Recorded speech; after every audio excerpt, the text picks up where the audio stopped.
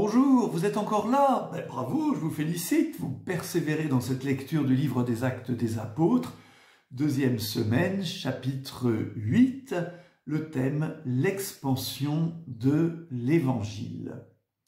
Nous lisons cet extrait, chapitre 8, versets 29 à 38. L'Esprit Saint dit à Philippe « Approche et rejoins ce char ». Philippe se mit à courir et il entendit l'homme éthiopien qui lisait le prophète Isaïe. Alors il lui demanda « Comprends-tu ce que tu lis ?» L'autre lui répondit « Et comment le pourrais-je s'il n'y a personne pour me guider ?» L'homme invita donc Philippe à monter et à s'asseoir à côté de lui. Le passage de l'écriture qu'il lisait était celui-ci. Comme une brebis, il fut conduit à l'abattoir. Comme un agneau muet devant le tondeur, il n'ouvre pas la bouche.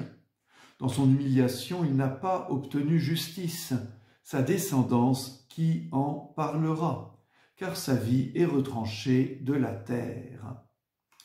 Prenant la parole, l'eunuque dit à Philippe, « Dis-moi, je te prie, de qui le prophète parle-t-il? De lui-même ou bien d'un autre ?» Alors Philippe prit la parole et à partir de ce passage de l'Écriture, il lui annonça la bonne nouvelle de Jésus. Comme ils poursuivaient leur route, ils arrivèrent à un point d'eau et l'eunuque dit « Voici de l'eau, qu'est-ce qui empêche que je sois baptisé ?»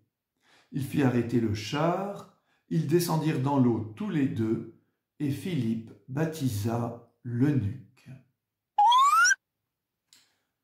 Ce chapitre débute par une mauvaise nouvelle, une violente persécution, la première de l'Église. Les chrétiens sont obligés de fuir Jérusalem, mais justement, de ce fait, l'Évangile va sortir de Jérusalem et commencer à être annoncé plus loin, ce qui était le programme donné par Jésus à ses disciples. Voilà, partant de Jérusalem, aller annoncer l'Évangile dans le monde entier. Trois personnages dominent ce chapitre, Philippe, ce diacre, évangélisateur, et deux auditeurs de la parole, Simon et cet eunuque éthiopien. Alors, Simon le magicien veut détourner la puissance de l'Esprit Saint à son profit. Il propose aux apôtres d'acheter le don de Dieu avec de l'argent. Au Moyen-Âge, Simon a donné simonie. La simonie, c'est le trafic des choses saintes pour de l'argent. Mais Simon va se repentir, il a agi par ignorance et c'est la raison pour laquelle il va être pardonné. Nous avons un autre personnage, ce haut fonctionnaire éthiopien de la reine d'Éthiopie, venu en pèlerinage à Jérusalem. Alors, est-il juif ou est-il simplement, je dirais, attiré par le judaïsme déjà adorateur du Dieu unique? Dans tous les cas, il est la figure du chercheur de Dieu. Il lit dans les Écritures, c'est-à-dire l'Ancien Testament, cette prophétie d'Isaïe concernant le serviteur souffrant. Et Philippe lui révèle que cette prophétie concerne Jésus. L'expansion de l'Évangile. Vous voyez, dans ce chapitre, nous sommes à une étape capitale.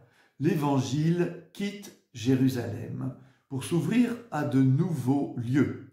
C'est un effet paradoxal de la persécution que saint Luc aime à souligner. Plus on persécute l'Église, plus l'Évangile se répand. C'est encore un diacre, décidément ils sont très actifs ces diacres, qui portent la parole de Dieu en Samarie.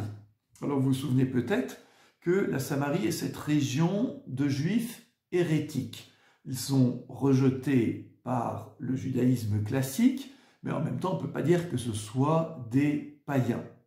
Et ce qui est intéressant, c'est que cet eunuque éthiopien, haut fonctionnaire, est aussi une figure intermédiaire.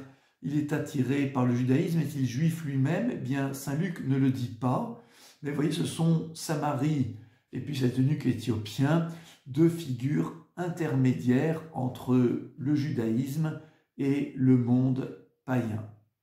Notez dans ce chapitre aussi que si Philippe annonce l'Évangile, eh bien c'est le rôle des apôtres, ici Pierre et Jean, de venir communiquer l'Esprit Saint, ça ressemble un peu à un sacrement de la confirmation, et puis d'assurer, vous voyez, l'unité de l'Église entre ceux qui viennent de recevoir l'Évangile et ceux qui l'avaient reçu quelque temps auparavant.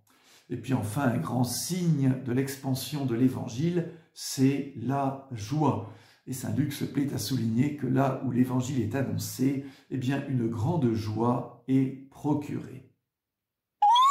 La question du jour, comment pouvons-nous aujourd'hui poursuivre l'évangélisation? Prions l'Esprit Saint. Dieu notre Père, ton Esprit Saint a conduit Philippe vers cet homme en recherche de Dieu. Guide ton Église pour annoncer l'Évangile aux hommes et aux femmes de notre temps, que ton Esprit Saint nous donne la même audace pour témoigner de Jésus. Amen.